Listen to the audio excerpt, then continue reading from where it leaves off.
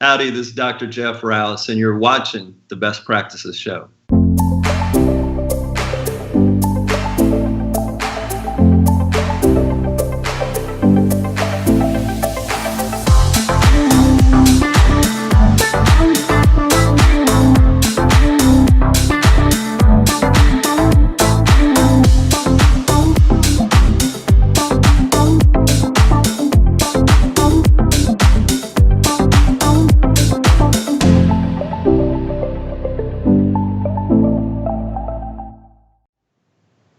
Hey guys, thanks for watching the Best Practices Show, where we take a look at the best business practices from the best dental practices all over the world. And if you're in the game of high quality restorative or any type of care in dentistry, you're seeing this subject everywhere. It's called Airway. It is not going away, and it's one of the biggest things that is currently influencing dentistry and will continue to influence dentistry. And I've got one of the worldwide experts, and you're going to see why, Dr. Jeff Rouse, who just came back from the Airway Pediatric Summit. And you do not want to miss this, because he was one of the experts on the panel. He's going to tell us what happened and what we can expect in the future. So do me a favor, grab a pen and hit the share button. Settle in. You're going to love this. Now, a couple show notes. We are shooting this live on Facebook. So as you're watching it, if you have questions, add them to the feed, and I'll dish them to Jeff right away while we have him on the phone. We'll get the answers straight from the expert. Or if you're watching these later on, you're going to see he's a social media maniac. He'll respond to some of your questions if you add them to the feed, because we want you to get the most out of this while you're watching it. So please do that. Have your team members watch this. Share it with your specialists. You're going to love it. Now, other things. Thank you for sending us all the suggestions for shows. Again, we're just doing our best to line this up with the best experts in all of dentistry, including Jeff. I'm going to have him back as many times as I possibly can. Right now, we're up over 39,000 followers, almost to 40,000 on Facebook, and over 150,000 of you have visited us on iTunes. So I don't have anything to say other than thank you guys. This is so much fun. Now, my guest today, Dr. Jeff Rouse. If you have, the only way you've never heard of this guy is you've just been sleeping underneath a rock. And I'm going to tell my story. I got a chance to meet him out at the Seattle Study Club Symposium years ago. He's just one of those speakers who's just really gifted at what how he presents himself, how he communicates. And a lot of times, as I got a chance to see him speak the first time, I'm like, darn, this guy is really good. On top of it, he's an incredible human being. I always love the parties you throw at your house, and you only invited me to one, but it was one of the best parties I've ever been to. And I just enjoy it. And we've been almost kicked out of many restaurants together, which is always fun to do. I'll tell one story that I love telling. I went to see him one time, and I'm like, that's my buddy. And the guy outside the door is like, I don't care who you are. Nobody's going in this room. I walked into the room, and it was standing room only. There were people along the side of the wall. I couldn't even find a place to stand while he was presenting, and it was magic to watch what you do. So that's my story on you. But if somebody's watching this, Jeff, and they've never heard of you or Spear Education or what you do, tell them a little bit about who Jeff Rouse is. What do you do? And give them some background. Well, thanks, Kirk. Actually, what I was just doing was I was actually sharing your show, because I love watching it every week. Every time a new one comes out, that's what actually my son will go, can we go do that? No, hang on just a minute. I got to go watch this show. So I love having the opportunity to be here. Anyway, I'm a private practicing prosthodontist in San Antonio, Texas. And so all the things that you and I talk about actually happen in a real office. As a prosthodontist today, we're going to talk about pediatric issues. As a prosthodontist, my whole goal of becoming a prosthodontist, I think, was to not ever treat another child. But I actually, because of the Airway link, I see quite a few kids, and I put together a team to help them out. So we will talk about that in our practice, and I do have kids come in, and I do have a strong interest in that. But yeah, everything I do is real world stuff. I'm not an academic guy or a teacher. I do it, and then I go out and teach what I do here in my office all the time. Yeah, and you're also one of the key faculty members at Spear Education, which we'll talk about in a little bit. You just do an incredible job. Now, I want to talk about this because this is such a hot topic. You just got back from the ADA Roundtable Airway Summit, Pediatric Air Summit. There was an ENT there, 2 pediatric dentists, 3 orthodontists, 2 myofunctional therapists, 1 pediatric psychologist, 5 GPs, and 1 prosthodontist. That was you, assembling the best experts in the world on airway. Now, first of all, let's talk about why this subject was important and what was the purpose of this meeting. Yeah, it was a real honor to get an opportunity to be there. Steve Carstensen, who practices up in Seattle, or right outside of Seattle, and also runs the sleep course at Spear Education, put it all together. He did an incredible job, which was actually interesting. Steve really was a sleep guy. He was adult. I mean, he was kind of the fat old man that would come to his practice and he'd make an advancement appliance, and then he got this real interest in pediatric screening and assisting them and getting healthier. And it happened right at the same time the American Dental Association was taking an interest in it as well. So at last year's ADA meeting, they actually came out with some statements that were very supportive of dentists being involved in the world of, it's still somewhat limited their view. The world of sleep was pretty much their focus for adults. So their statement was basically that we need to start looking at apnea in adults. We need to do some sort of questionnaires in the practice. When we make appliances, that they said we ought to be titrating them and using screening tools like a pulse oximeter to help us do that. And so that was fairly supportive from the adult standpoint. The thing that they really came out in very strong support of was dentistry's role in the prevention of this problem and being able to get to the pediatric patient earlier. So I've got the policy statement here. They came out with a policy statement that said, in children, screening through history and clinical examination may identify signs and symptoms of deficient growth and development or other risk factors that may lead to airway issues. If the risk for sleep-related breathing disturbance is determined, intervention through medical or dental referral or evidence-based treatment may be appropriate to help treat the sleep-disturbed breathing and or develop an optimal physiologic airway and breathing pattern. So, I mean, that's a very strong statement in support of dentists finding this early and actually utilizing the tools that we have as general dentists, as orthodontists, as pediatric dentists that are doing orthodontic intervention. Anyone that can get involved at that point and start assisting the airway and growth and development would have a great role to play. So the ADA is very much behind the restorative dentist, the orthodontist, the pediatric dentist, absolutely becoming involved in figuring this problem out, and even more so doing something about it. So that was kind of the impetus behind it. They came out with a great policy statement, and as with many things that are done in large organizations or governments, they end up saying we need to do this and we need to be involved, but they didn't tell us how. They forgot that part. And so that was what this was. Steve said, this statement is awesome, but we got to actually have the how do we implement it part. So that's what it was all about. Right, and kind of left that up to you. Now, give us some perspective on this too. Like, you're a big statistics guy and understanding. Like, how big of a problem is children's airway or pediatric airway in the world? Because some people are watching this maybe think, it's not a big deal. It's a huge deal. Yeah. So the problem, Kirk, that we end up running into is that too often when we start these conversations, it devolves into the idea of how many kids have apnea or how many adults have apnea. And really the problem is not apnea. That's the end of the problem. It's like how many people have high blood pressure. That's the end stage of the problem. Really you would like to be preventative in nature. So instead of using a dental example, how many people have caries that you have to take care of? Wouldn't it be better to get involved earlier and say how many people have a host response issue that would allow caries to occur and have a diet problem? I mean, so we need to be sort of front loading our resolution rather than trying to deal with the problem in the end. So if you say to me, how many kids have apnea, that number is actually pretty small as a percentage of the population, like 2%. Of the population. So if all dentistry did was find the apneic patient, while it still would be really an important thing and life-changing for many people, it ignores where the real problem is, which is how many kids have limitations to breathing, flow limitations, that stimulate them at night to not get the benefit of being asleep. The ultimate goal is to get a good night's sleep. And children sleep, they need 10 to 12 hours of sleep. And so anything that fragments that and keeps them from gaining the advantage of being asleep is harmful to that child. It's harmful for their body. It's harmful for growth and development issues. But I think most importantly, it's harmful neurocognitively. I mean, it can cost you 10 to 20 IQ points easily.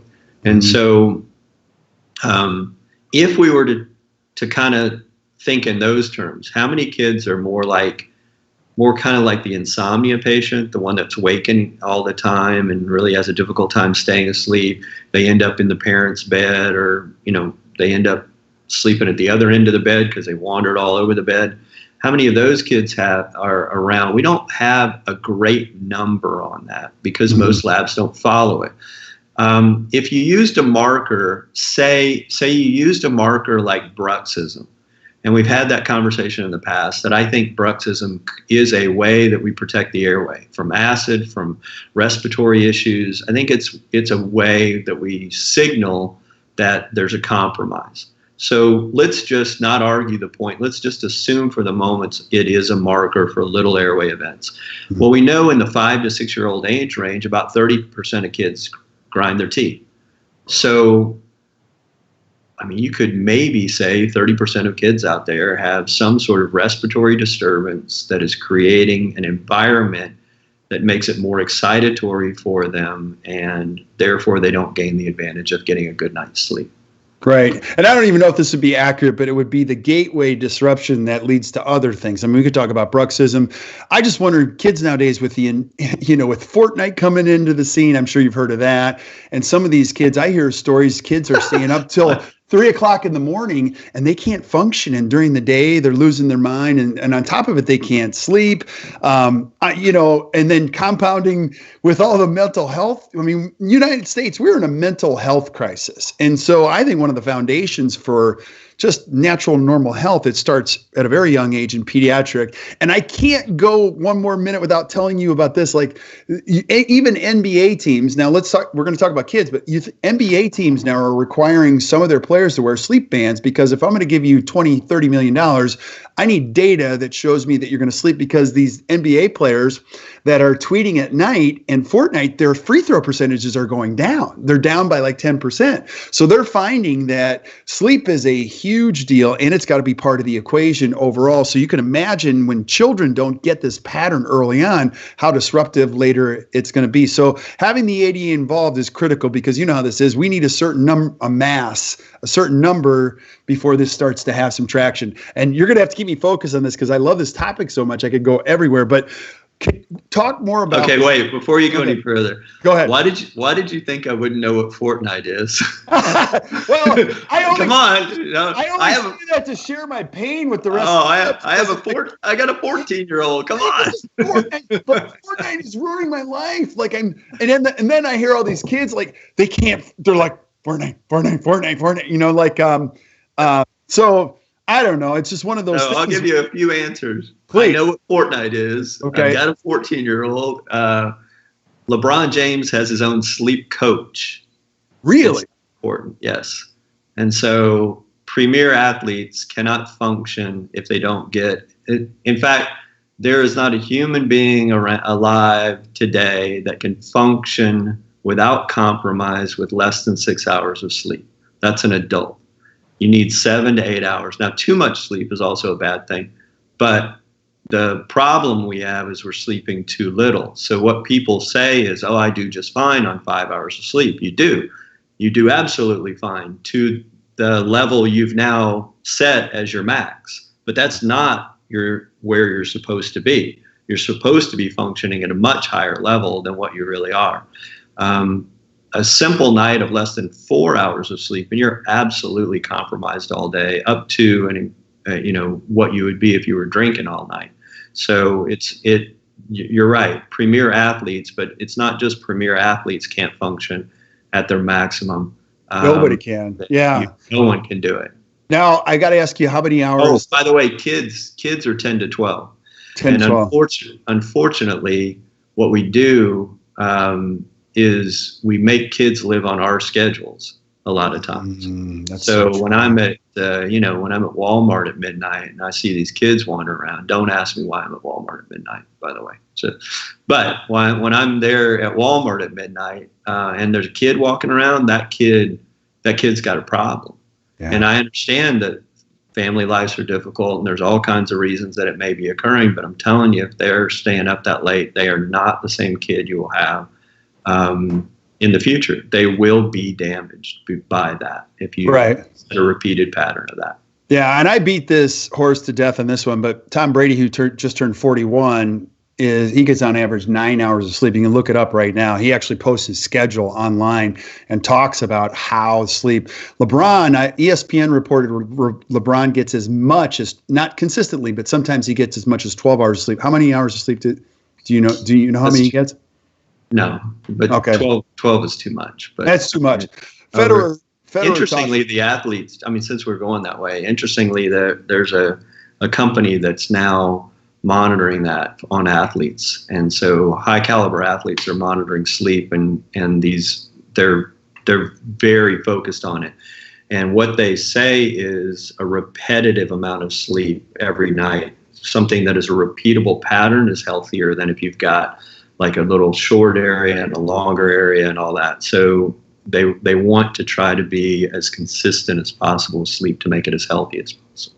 Yeah, I'm sure you've heard this, but the richest man of all time, Jeff Bezos, $151 billion, he sleeps on average 8 hours a night because he says, like, my brain has to function at the highest level. He also doesn't schedule meetings in the morning, has breakfast with his family. Like, they figured it out. Sleep is very important for me to be able to function. So this is not a trivial topic, or this is a huge topic. So let's get back to the pediatric. Yeah, because that's, well, no, getting back to the pediatric, the difference is, I mean, so Bezos and LeBron and everybody else is figuring out that sleep is important.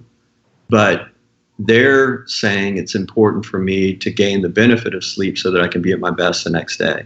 The huge difference with this Pediatric Airway Summit was the people that we're talking about there, their bodies and brains are growing.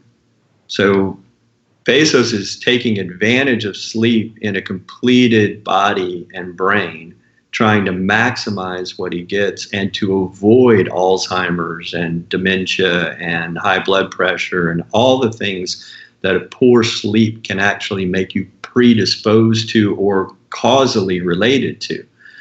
But a kid's body and brain that's growing, if they aren't getting sleep, they're damaging the neural connections and they're damaging everything. So they don't ever become that person down the road, which is the sad part and the reason it's so important to find it young. So this roundtable, if the ADA does nothing else but really focus on pediatric, they will have done a tremendous amount. If we can get a guideline out there and we can start getting people to screen, because yes, sleep is important, but sleep is never as important as the first few years of life while your body and brain are growing. Yeah. Now let's talk about the implications of this. So the ADA created this. They came up with a position statement, but they didn't necessarily address the how. What does that mean to us, that the people that are watching? So what the roundtable did, I mean, it's got a lot of purposes to it, but I think if we were to boil it down to one thing that was most important that we're trying to get out of the roundtable is get all these minds together and formulate a way to go to the dentist that's practicing in Longview, Texas, and the one practicing in Detroit, inner city, and everywhere around the United States, so it fits into a restorative practice. Or an ortho practice, pediatric practice, but most importantly, a restorative dentistry dental practice. And that restorative dental practice can be a single dentist, it can be a group practice, or it can be a huge conglomerate. It shouldn't matter. And it ought to be quick. So the goal was, how can we come up with, say, maybe 5 things that a dentist needs to look at so that within a 2-minute period of time, they've got a clue as to whether or not there's an airway issue. And in my opinion, what we need to strive for is something you're already doing, so that it's not something new. It's just part of a routine exam that you would do on every single kid that walks into practice. You just start seeing it with new eyes. And then I'm pushing for them to create some sort of educational tool that we can have, where you can say, here's the new policy, here's the exam we'd like you to do, here's a quick video explaining why that exam is important. And the last part, which I think is the most important part, which is here's what you do with the information once you get it. Yeah. So that they know where to funnel people and where they don't have to. The ADA says you're free to do things. So if you like doing things to intervene, especially orthodontics, then you have the opportunity to do that. But if you just want to screen them, holy smokes, they're right now sitting in the practice is not getting screened, and not getting out of the practice to get help. And so, wow, just think of the amazing advantage if we just all started screening. Right. Now, can I ask you too, because this was quite the panel. You got a lot of firepower here. 2 of the orthodontists were AAO people. You've got, some of the top people in the world. Was there pretty much a consensus on a lot of the thinking, or did you have a pretty good, healthy debate in some respects? There was debate on a couple of things. One is the fact that if you're going to come up with some sort of guidelines or consensus statement, you want to base it on science. And the biggest problem we've got in this field is that we don't have a lot of science behind it. And in my opinion, we're not going to ever have a lot of science behind it. Science, the way medicine, because we're working in conjunction with medicine here, right? So we've got all these medical colleagues that are there. We've got all these dentists, and we're trying to combine how we do things. But medical research is totally different.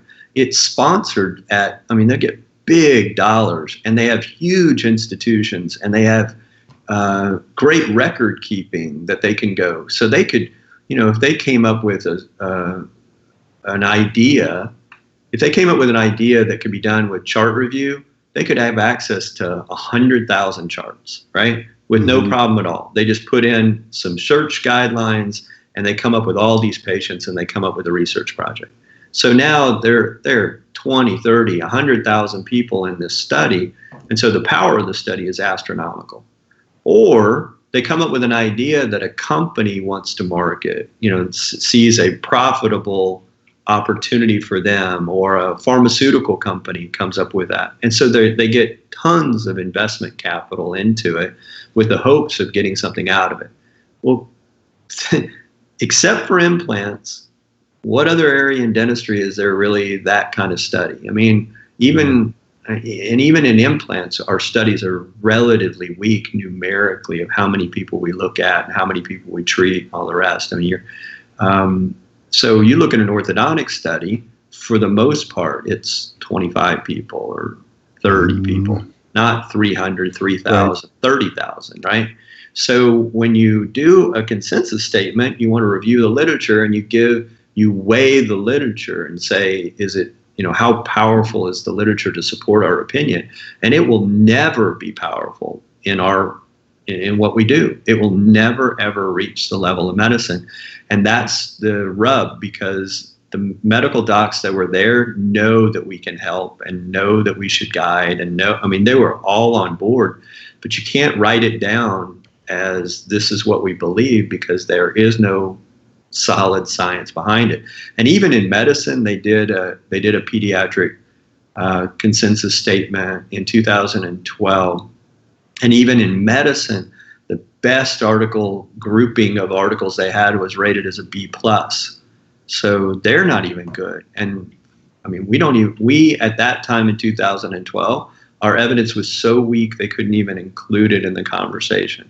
So we've got to figure out a way that we can work with medicine and start changing from this evidence-based concept, because we'll never reach their standards, to more of a practical evaluation of what do clinicians do in a clinical setting. Right. And so that's what we're trying to see. The other issue that was not contentious, but required more discussion was how complex do you want it to be? So the people that were there on the panel are, that were had a lot of input, were really talented at finding these kids and doing stuff with them. And I mean, they were amazing what they're doing to change lives. But I mean, the way that they intake people is extremely complex. And so I think we need to just dumb the thing down so everybody can do it. Make it easy, and then give them an opportunity to learn more down the road if they want to. But for sure, start finding people and getting them out. Right. Now, I get this question, and I want you to help us bridge the gap. So let's say I'm a 32-year-old dentist watching this, and I'm like, Jeff, I totally get it, but my practice has 5,000 patients. It's all PPO. This is so far. How does the ADA help me? Because everyone's common complaint is the ADA is a great organization, but it doesn't really help the private care dentists. Just add some context. It's an incredible organization, but getting the ADA's position on this is the first step for what might come. Put those two together, could you? Because I get those all the time. Yeah. So I guess I would say a couple of things. One is when the ADA, we've been fighting a battle with American Academy of Sleep Medicine for a long time now.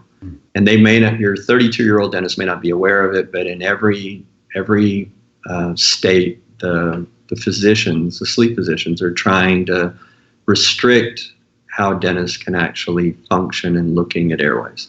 Mm-hmm. If you follow the American Academy of Sleep Medicine's thought process to its logical conclusion, which is dentists, if there's anything a dentist finds that looks like an airway problem, it needs to go to a sleep physician for evaluation, right? If that's really what they want.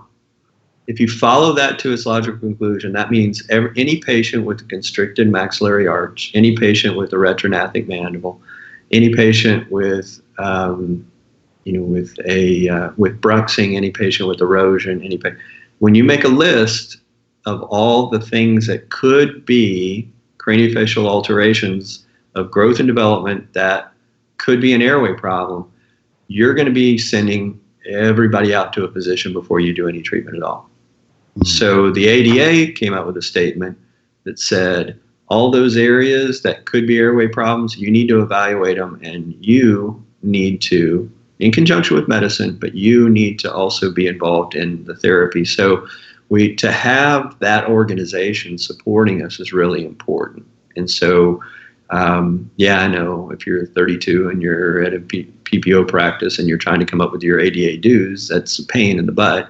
But they're doing good things in this area for sure in helping support us. And it feels, as a guy that's been fighting these battles with lawsuits in Texas and all the rest that we've had to deal with, it really felt great for the ADA to come out with that kind of support for dentistry. So. Yeah, and that's what I want to reinforce, because this is a huge moment for dentistry in this respect. So it was great, and it was a great celebration. And these are no slouches that were involved in this committee at all. Yeah, no. The other thing about young dentists and this issue is it's changing.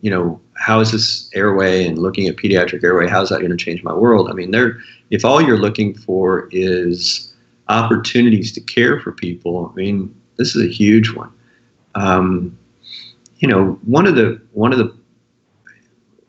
the issues that I see in some of those practices is trying to get production, right? Mm-hmm. People come in and it's whatever the insurance will pay for.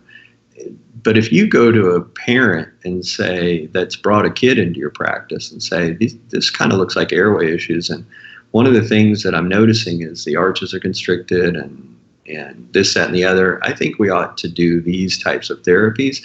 There are tons of opportunities for dentists that are interested in early intervention strategies to get involved in this, especially if you want to start doing it really young. Because if you want to get involved when I think it's important, which is 3, 4, 5 years old, there isn't an orthodontist around more than likely that's going to want to do those cases. And if you want to take those on, then you've got a great revenue stream that is right there in your practice for doing training of how to swallow and breathe and expansion. And so there are big revenue streams that can happen, and those are people that are doing Invisalign. And I mean, there's opportunities that funnel into their practice from a health perspective, rather than just trying to talk everyone into, trying to do crowns and such, that, or aesthetic dentistry that they may or may not want. So totally agree. We always talk about how there are dentists that fix teeth and there are dentists that change lives. It's not the same business, and what a great opportunity to position that yourself and enjoy the work. What else do I need to know about this particular meeting and what happens over the next year? I guess the thing you need to know is it's not over. This is just one step. And so the what's the next step type of thing is still to be developed. And we didn't walk out that day going, okay, here are the 5 steps you need to do. I think we came out of it with an understanding that we all want to work on the problem and we need to come up with a way of doing it. But don't sit there and wait for it to come around next month. It's coming, but it will not be this year. I can't anticipate that being the case. It'll be next year before that actually is instituted. What it looks like, I hope, right now it's kind of up in the air, but I would hope that it is extremely simple, like I was saying. Mm-hmm. I would love to see, here are the 5 things you look at. You look at the face, you look at the maxilla, you look at the mandible, you look at the tongue, you look at the back of the throat, you're done. Mm-hmm. And you're already looking at all those things, so it's not going to change your world. Just jot down a few notes, maybe include a couple things in your new patient intake form so that it doesn't complicate anyone's lives. Because if I make your life complicated, you're not going to do it. Yeah. And then I hope it grows from there, because I don't think that's the last step. I think once dentists start screening, they're going to see the real problem and how big it is, and they're going to want more information, and they're going to want to be more involved in this. And then who knows where it takes off from there. Yeah, well, we don't see any sign of it slowing down on our side. It's the hottest topic in all of education. You guys out at Spirit, these courses are booked out like crazy. People love them. Yeah, we run a course called Airway Prosthodontics. There's a seminar and a workshop. And the last time we talked, you actually had a 2-year waiting list on the workshop. What happened was 2020, we were only going to do 3 workshops. Then it went to 6. Now it's at 10. So all that's resolved now. So there's space out there now in some of the workshops. So we've got 10 workshops next year, and we've got a bunch of seminars that we're doing as well. Now, I do have to ask why. So you talk to dentists that sit in those courses with you. What do they say to you? So, these are not just new dentists. These are well-established restorative dentists who go, you know what, I've been doing this for a long time, and here's what I learned in the last couple of days listening to you. What do they say to you? So there are a couple things. The one that I always have people do is I start every lecture by making people draw a box in the upper right-hand corner of a sheet of paper. And by the end of my lecture, if it's 1 day, 2 days, 3 days, however long it is, at the end of that deal, I want a name in that box of the person that you think in your world you need to take care of. And no one walks out of there without a name in the box. And that's why the courses are so powerful, because it impacts us directly, every single one of us. It'll either be ourselves, our name in the box, or someone in our family. So when I used to teach about treatment planning or veneers or whatever else, I would hope it had some sort of impact, but it's nothing like you sitting there looking at the screen thinking about a loved one the whole time. Mm-hmm. So that's part of it. The other thing is that from a restorative dentist practice is it answers a lot of the questions that you wondered about. So for so long, we were always, every course we taught is about the how. How are you going to do it? How did it happen? How are you going to deal with it? We started asking why, and why did it happen? So for a few years, I kept going around the country saying, got to start asking why, you got to start asking why. And the why might be some triggering mechanism that the airway actually is responsible for. The newer question, and that we added a couple of years ago now, or a year and a half ago, is when. And I think that really is the more important question. Why is a good question, but when did it happen? And when it happened was young, almost exclusively. This is not, when a 60-year-old person, well, I was talking to a guy today, he's 51 and he's got severe sleep apnea, he's ground his teeth away, he's got erosion all over his teeth. And we had a decision to make, which was, do we restore your teeth the way I've done them for years, or do we actually move the skeleton into the right location because it's been in the wrong location his entire life? So when we track it back over time, you can tell that it happened when he was growing and developing, and he's had these issues his entire life. And so the airway could explain a lot of the medical issues he's got, a lot of the physical issues he's got, but we missed it when he was 3, 4, 5 years old, and now at 51, we're having to play catch up with a problem that's going to be significantly harder to deal with. So when, I think, is what this roundtable actually spoke to, which is if we can figure out a way to get into it earlier, we have an opportunity to have people healthy for a lifetime, or at least kick the can way down the road so that medical complications are not as significant and not as often and not as soon as they would have been otherwise. Yeah, this is awesome, buddy.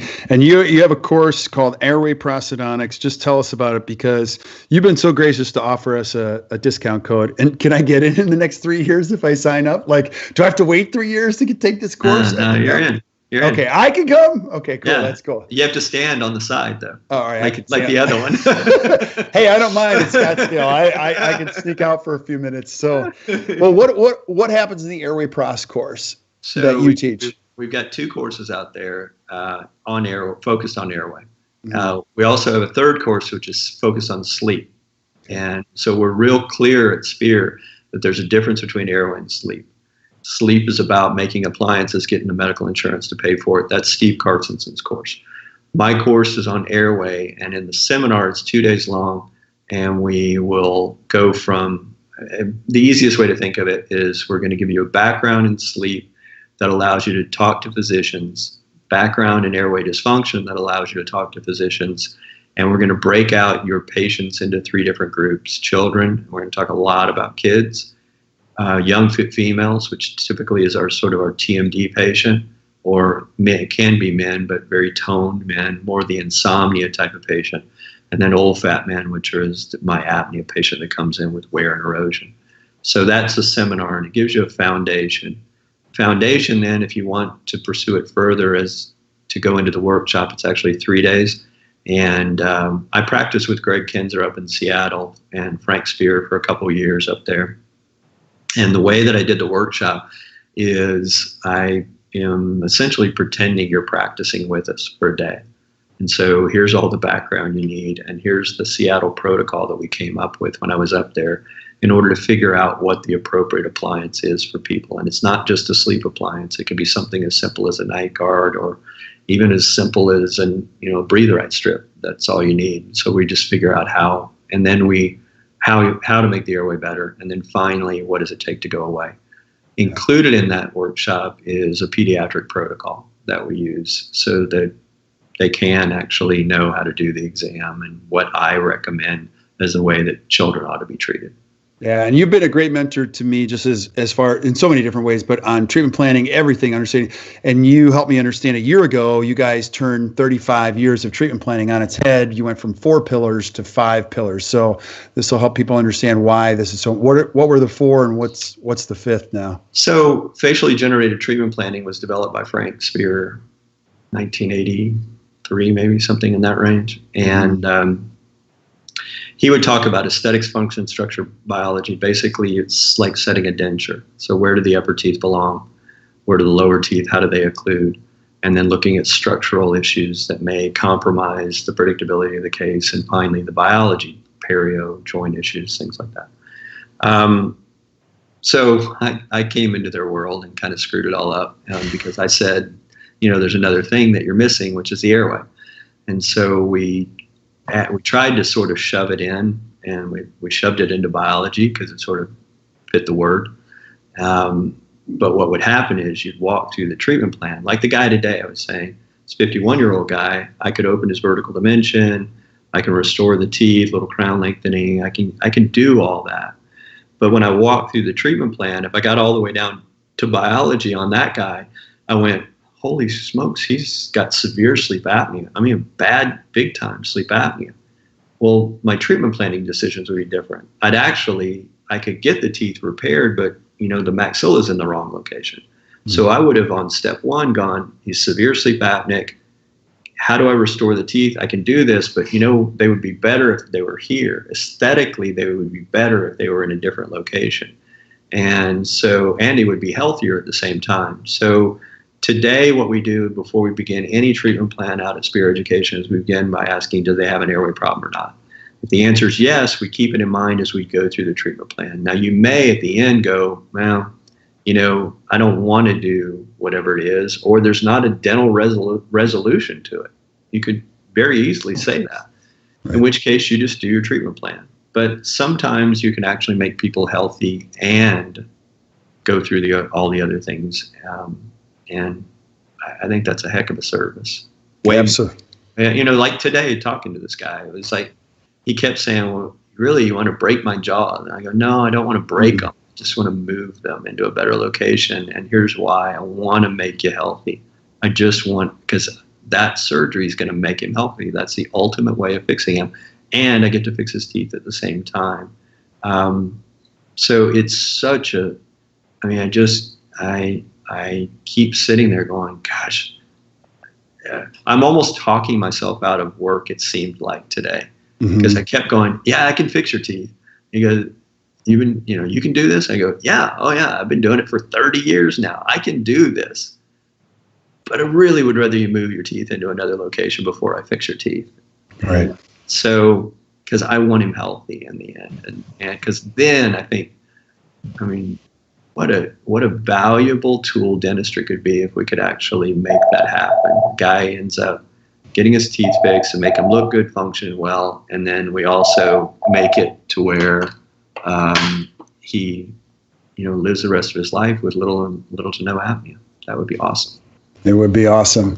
Buddy, it is awesome how you're influencing the world of dentistry and changing so many people's lives. So thank you so much. Now, we posted a link to the Airway Pros course that Jeff teaches, and I'm just going to tell you, you got to go. And you've been kind enough to give us a $169 discount. You also have shot a ton of videos on the Spear Education online platform. Yeah. Just tell us about that. What are they? Now, Spear Online is a great resource, and you were talking about the 32-year-old dentist. They learn differently than I do. I'm more hands-on. I want to be in the room with the guy lecturing. The newer dentists almost like do a Netflix kind of education, right? And so Spear Online is that opportunity for them. We've got a ton of videos on all different subjects. But for the last year and a half, I've been cutting videos on Airway, and I've done a bunch on pediatric. So if you're wondering about this particular topic, I've got a questionnaire that I've put together for pediatric screening. And so I think it's 15 points that we want to go through and you would hand it to the parent and check all the boxes. But what I did was not just go over what the questions ought to be. It was, why did I think that was an important question, and what am I looking for in that question? And then if they answer yes, then we've got other videos saying, here's the way that you go about figuring out what to do with them. So the questions are answered through the videos. At least we've laid a good foundation. So. That's awesome. You can learn at your own pace and your own time, all that stuff. And you've been kind enough to give us a $169 discount for that. So check it out. We posted it here in the body of the link. Jeff, I always love every minute I get with you. We got to have dinner soon, but we can't get kicked. Let's try not to get kicked out. No, it's awesome. So, buddy, I am just so grateful. Stick around while we say goodbye to everybody else. But thank you guys for watching. Really appreciate you just tuning in today. If you enjoyed today, which I know you did, just do us a favor, hit the share button, share the show with your friends, and keep sending us things that you want to see from Jeff. I'm going to have Jeff back over and over again. He can talk forever on almost anything and get some great information, learn a lot. And until we see you next time, keep watching the Best Practices Show. You guys enjoy the rest of your day.